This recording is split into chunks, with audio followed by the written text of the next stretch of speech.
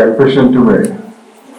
I'm not an environmentalist, but I did study the environmental laws and consequences of destruction of the environment when I gave my mining report to the government of Karnataka. I saw how the environment was damaged because of the greed of the people in the guise of mining, how forest areas were destroyed, and the possible consequences of the same. But I know one thing for certain, the destruction of the environment is mainly because of the fact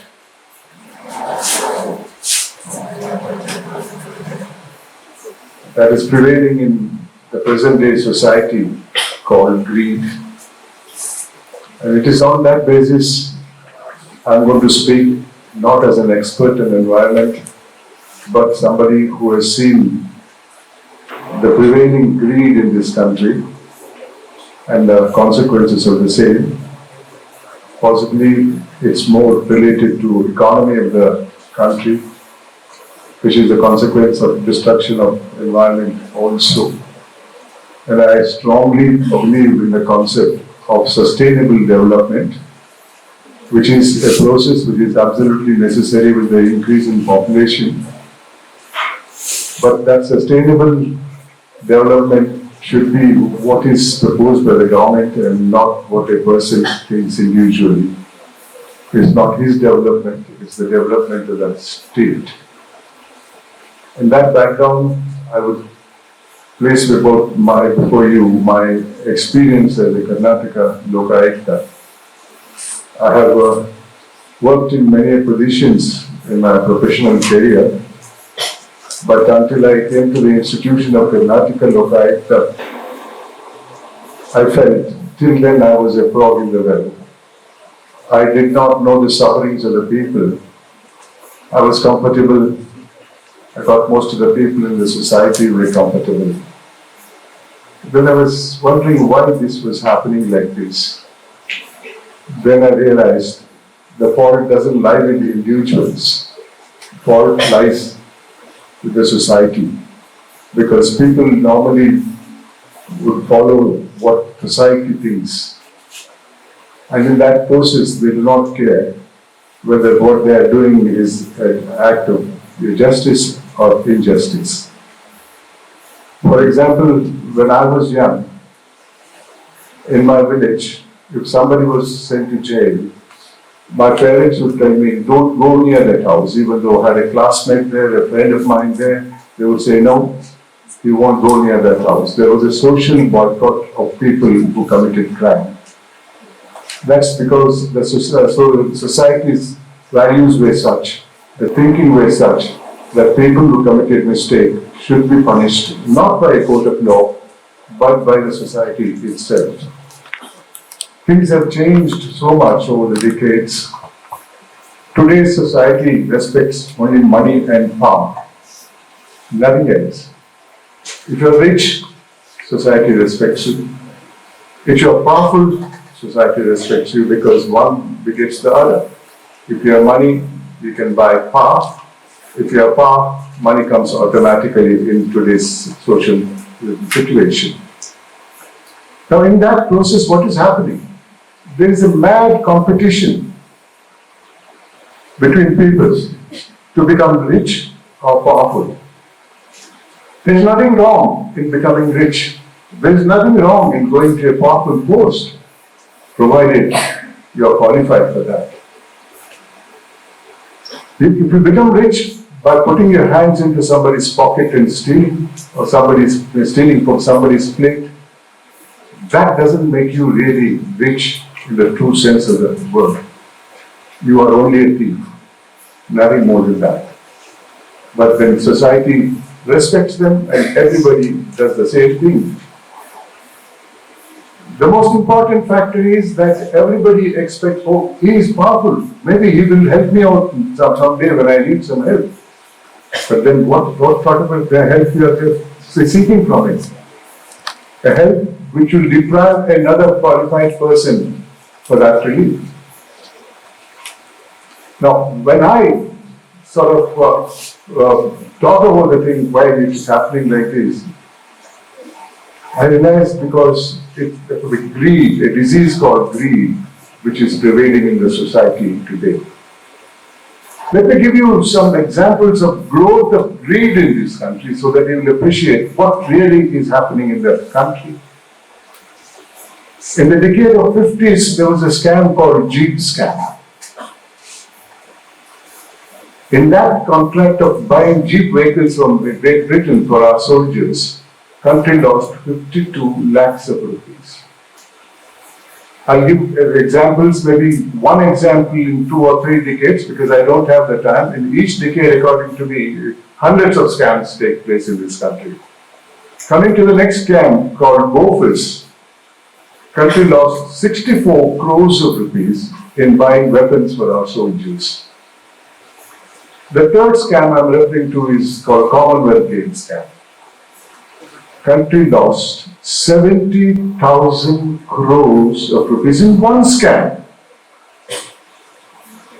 This is not a figure which I created for the purpose of my address to you. This is a report given by a constitutional authority called CAG, the Comptroller and Auditor General of India, who in his report to the Government of India mentioned that in Commonwealth Games, 70,000 crores US fund. Now, this is again not a figure which I created. You can go to Google anytime and see this. But how much the country lost in Jeep scam, how much the country lost in Bofus, how much the country lost in Commonwealth Games, and the other examples I'm giving it to you.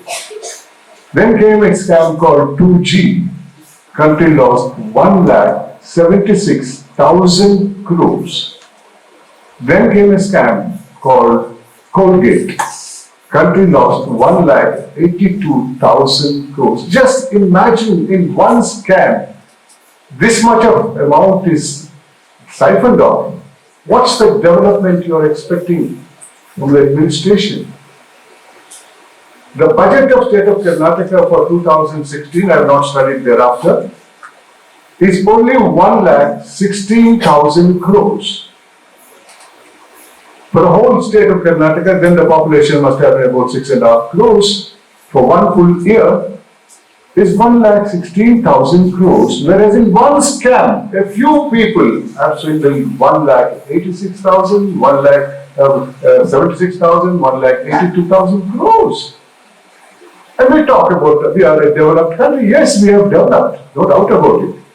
But where is development compared to the greed that is developed in this country? The former Prime Minister of India, late Rajiv Gandhi, in 1985 publicly said, in that year, 1985, out of 1 rupee government gave for development, only 15 paise reached the target. Again, go to Google and see. What did the Prime Minister say in 1986 about the finances of the country? If out of 1 rupee, only 15 paise went for the actual development, do you call it development? And greed has not stopped since then. It's grown multiple. Today, would it be 15 paise out of 100 rupees? I'm not a politician. Never been one.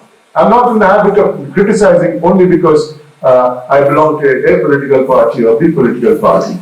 In my mining report, I named 3 chief ministers. One of them was a sitting chief minister who went to jail for 24 days, came back and became a chief minister again.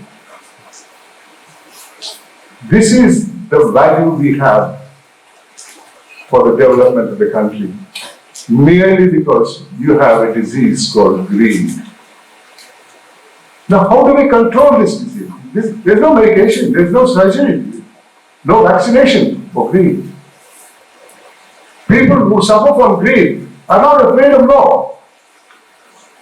That too in a country like ours, where we have multiple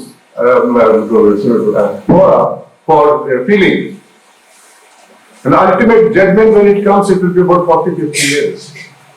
People are not afraid of that. Unless the punishment is immediate, that punishment has no effect on the society.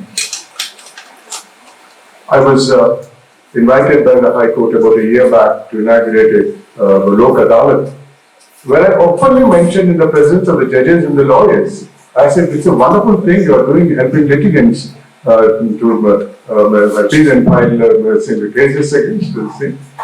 But please find an exit from litigation, otherwise this profession will not survive. I gave an example, which is of course a hypothetical example. I said, there's a dispute between husband and wife. Husband is 25 years old, wife is 20 years old. One of them goes to the court for seeking a divorce.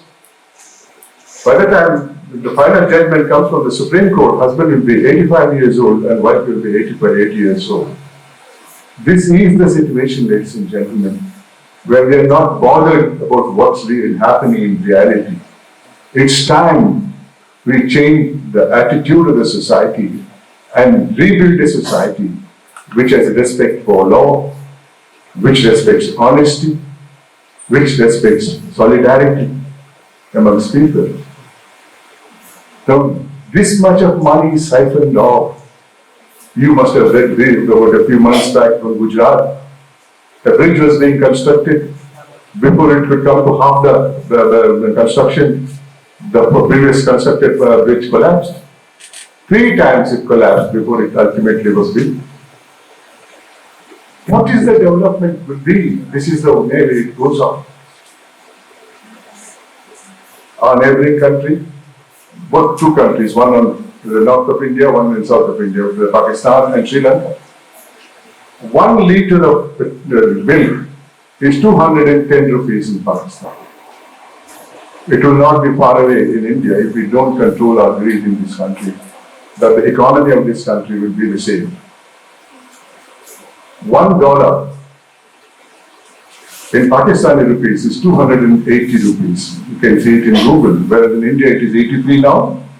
I first traveled abroad in 1971 and the dollar was 4 rupees 50 paise. Today it is 83 rupees. Should we not wake up? Where will it stop? What was lacked today? Multiple crores.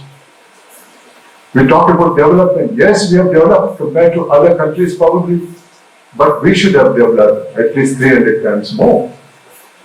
But nobody is bothered about it. There is another value which is required, my dear students, called, to treat this greed, there is a value called contentment in life, what we call thrifty. That's the only way out. You may say, oh, well, how do I get that thing? You have to acquire it. You can't purchase it in a shop, medical shop or any other shop. You have to, if you acquire contentment, the greed will not be there at all. I have seen it, I have practiced it. I have, as I mentioned, if you name 3 chief ministers, 8 ministers, 15 MLAs and MLCs, and more than 150 IAS, IPS officers and other officers.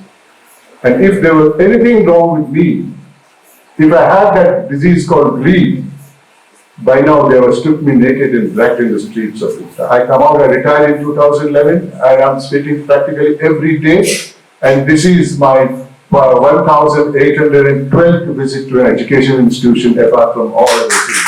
I'm 84 years old. I tried, not for any consideration, but in an effort to change the society by bringing it to your notice something which you do not know, according to me. But who will inculcate that values in you? When I was young, my parents told me the do's and don'ts of life. If I made a mistake, I was corporally punished.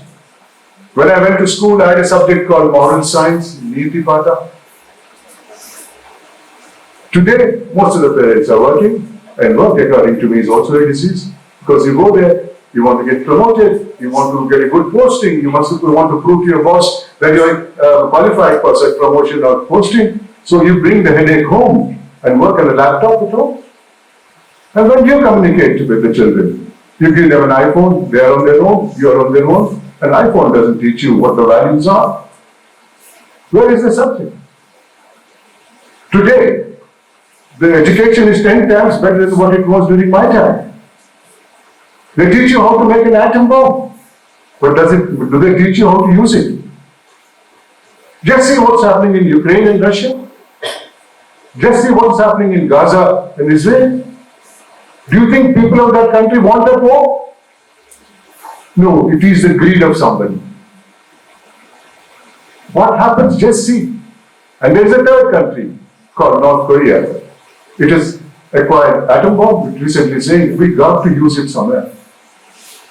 Where will the peace be in this country with this type of greed? Individuals control the nation's future. My dear students, it's time we understood the consequences of greed. What will happen? Along with that, there is a need for another value called humanism. We all think we are born human beings. No, there is no species called human beings. We are born to a scientific species called Homo sapiens, which has nothing to do with humanism. Humanism is a value which our elders created in the society. There should be some peace and solidarity. If you have humanism, you become a human being, not merely because you are born to a species called humans. Our poets have written, become what you want to become, but become a human being first. ಏನೇ ಯಾರು ನಿನಗೆ ಬೇಕಾದವು ನಾವು ಆದರೆ ಮೊದಲು ಮಾನವನಾಗು ಅಂತಾರೆ. ಎಂಥ ಮಾತು. In expressing my views on that, I have coined a slogan like that. When I go to schools and colleges, I tell the students that ಹುಟ್ಟುವಾಗ ಮಾನವನಾಗಿ ಹುಟ್ಟದೇ ಇದ್ರು, ಜೀವನ ಪಥದಲ್ಲಿ ಮಾನವೀಯತೆಯನ್ನು ಅಳವಡಿಸಿಕೊಂಡು ಸಾಯುವಾಗ ಮಾನವನಾಗಿ ಸತ್ರೆ ಅದಕ್ಕೆ ಮೇಲ್ಪಟ್ಟಂತಹ ಗೌರವ ಯಾವುದೂ ಇಲ್ಲ. Even if you are not born a human being in the journey of your life, if you acquire humanism and die as a human being, there is no better glory than that. With these two values, you can change the whole nation, the whole of the world, if everybody can cooperate, the majority can do. It doesn't cost you any money. If you develop an attitude of satisfaction with what you legitimately have, that's the greatest thing you would have acquired in your life. With all your education, comparatively being nothing according to me. Try and see what sort of happiness it brings. I also could have minted billions. No. My parents taught us, me and my siblings, what is happiness in? Happiness is that which gives you contentment in life, or contentment is something that gives you happiness in life. There can be no better way out than acquiring these two values. When I say contentment, it doesn't mean that you get a degree, you get a job. Okay, Mr. Hegde said I should be content, so I'm going to become a sannyasi. No. All of you must have an ambition. Ambition to become somebody big, ambition even to become rich. Legitimately earned wealth is no product of sin. But don't steal it from somebody else. Every time you take or acquire wealth, which you legitimately are not entitled to, you are stealing it from somebody. That wealth will never ever give you happiness.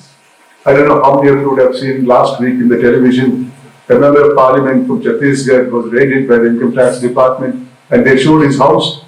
There was 250 crores of rupees bundled and kept in cupboards as if they are law books or something and all packed up and kept.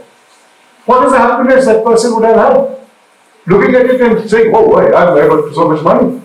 Now what happens when it is taken by the income tax department?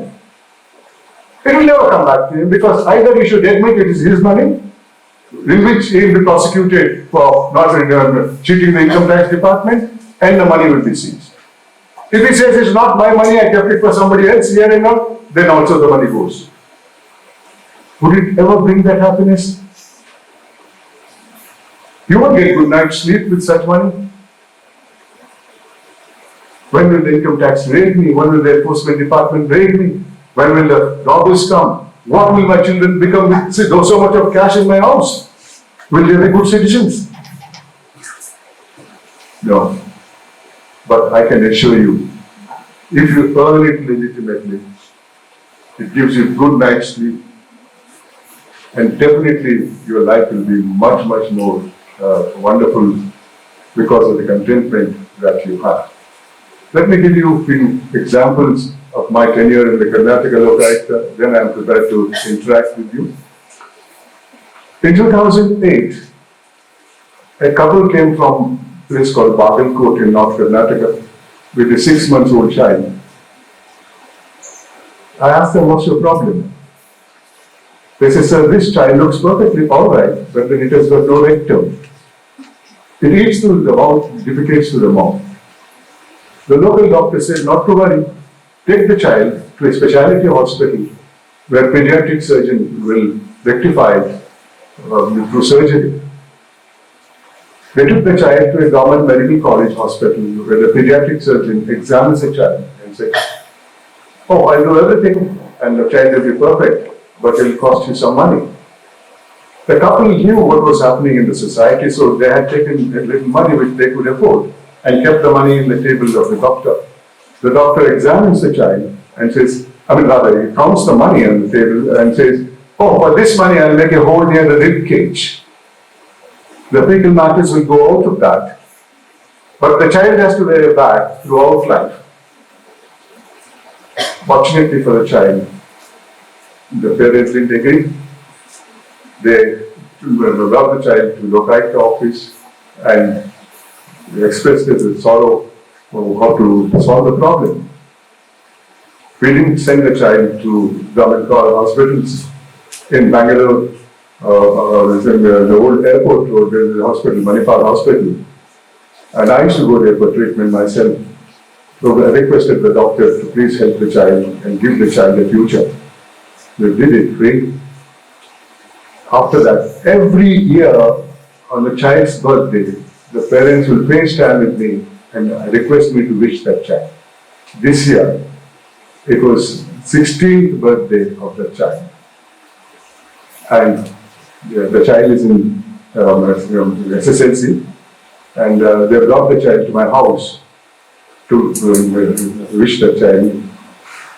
And that child is a 16-year-old girl, pretty girl. I showed a photo. They can see, you won't be able to see it in my phone, it's a little far away, but if you want, I'll give my phone to you. But just imagine what would have happened to that child if she were not to be operated successfully.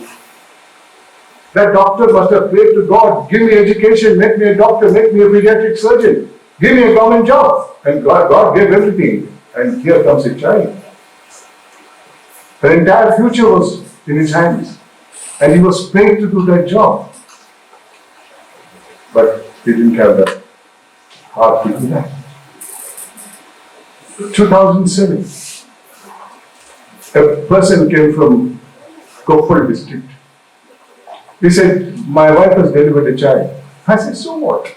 Also, there is a scheme of the government of Karnataka called Bhagya Lakshmi, according to which a child, when a female child born to a family is presumed to be a poor child and is entitled for, the child is entitled for some monetary benefits.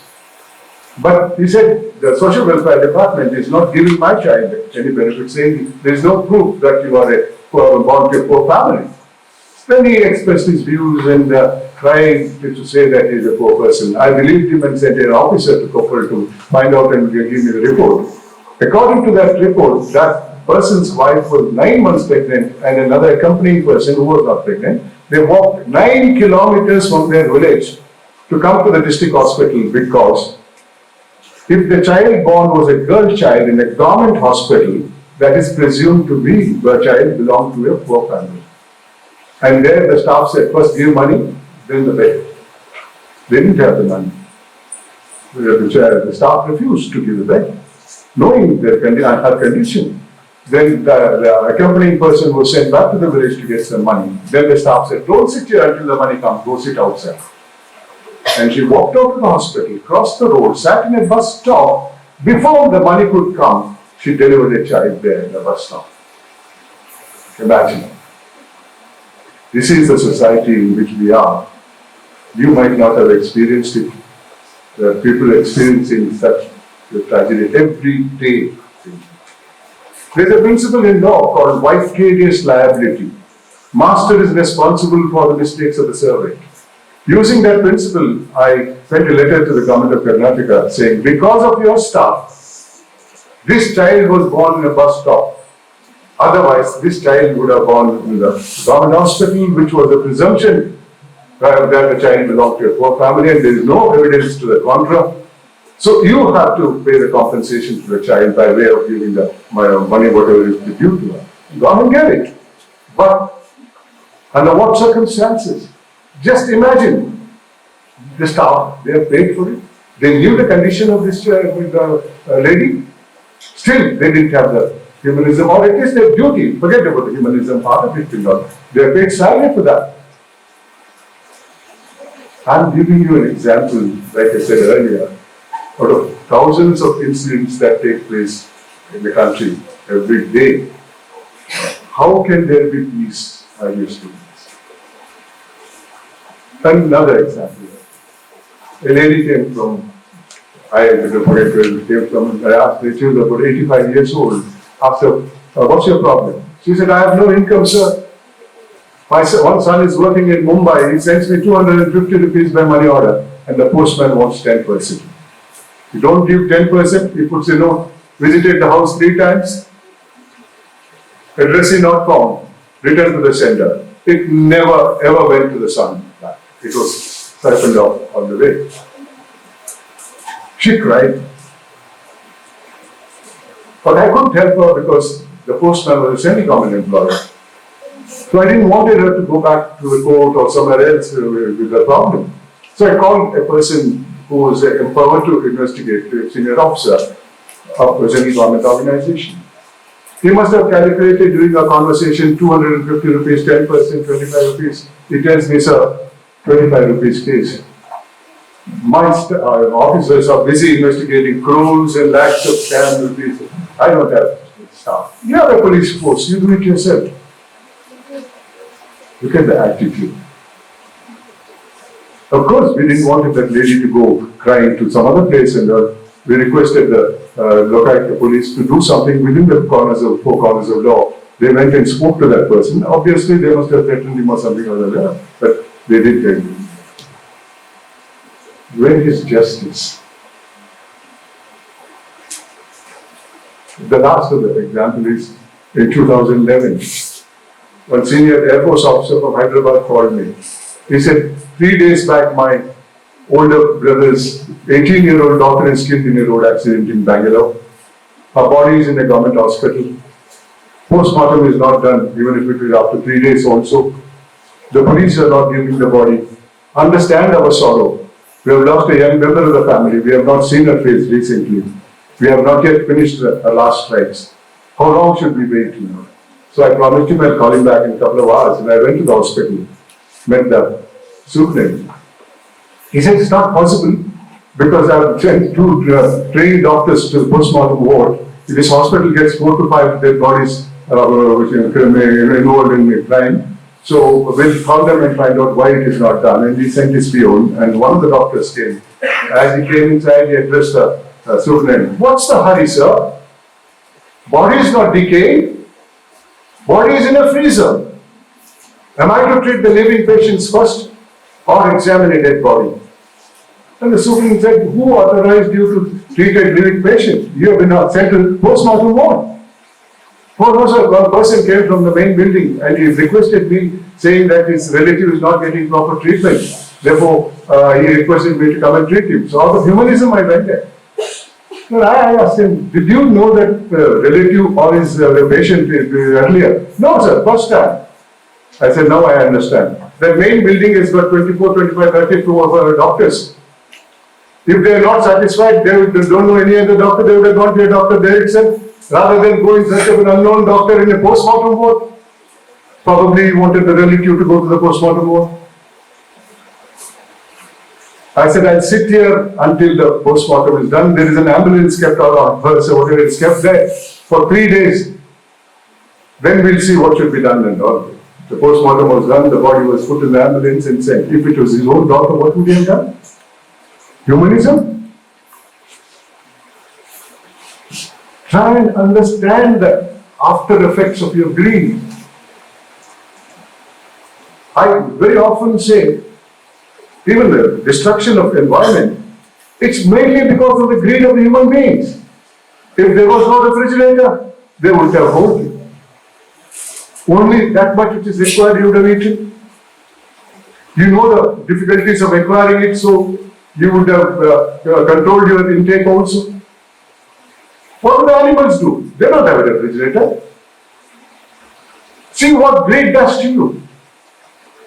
The other one is the discovery of treasury. If there was no treasury, they would keep so much money in the house. So these are the after effects of the greed. Try and understand. I have hopes in you. That's why at my age, 84, I've been traveling. This evening I'm going to Brahmawar. I'm addressing a school there. Tomorrow I'm going to Kundapur, Shankar. There is a Mother Teresa school there. I'm going, like this every day I keep traveling. I don't get any money for this. I pay my own medicine. I paid my airfare yesterday, and I paid my airfare to go back. Of course, I get good pension. That's good enough for me. I have no children also. My dear students, you have the chance to change this world. The contentment in life gives you so much of sleep. The humanism in you will bring so much of peace and solidarity into society. After all, what is life?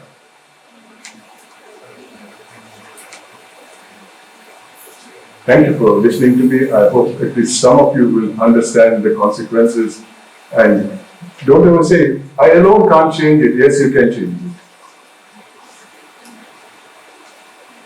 Thank you very much for listening.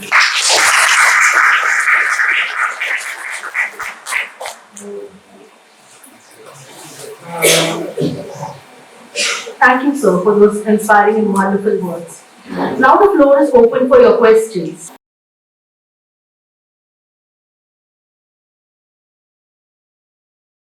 Please engage with sir and seek clarity.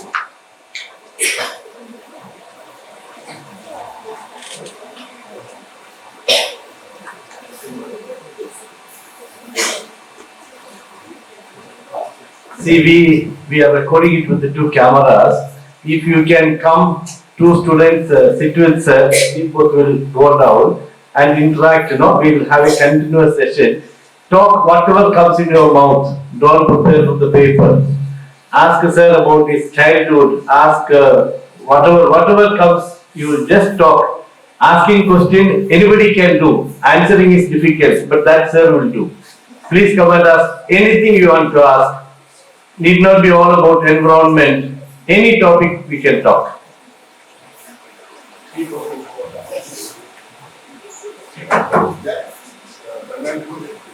sir, they will keep the mic here. No, they will come and sit to their No, let them come here so to record it. No, this get new quality.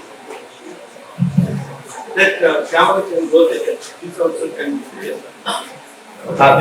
This is the mic also can be. Yeah. This can be.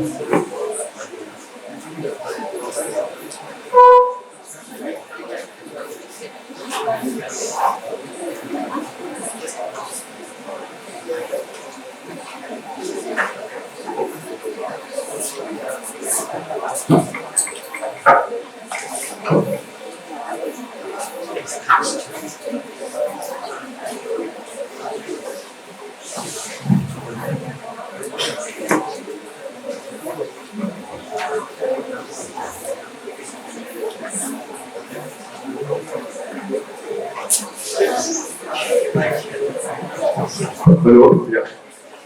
You please come to the stage, sit with sir and take a photo and post it in Facebook. That will make you celebrity. And then if no,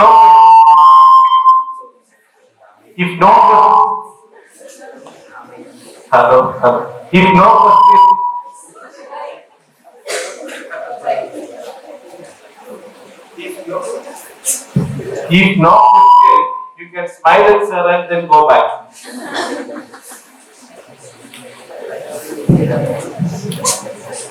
Please pass.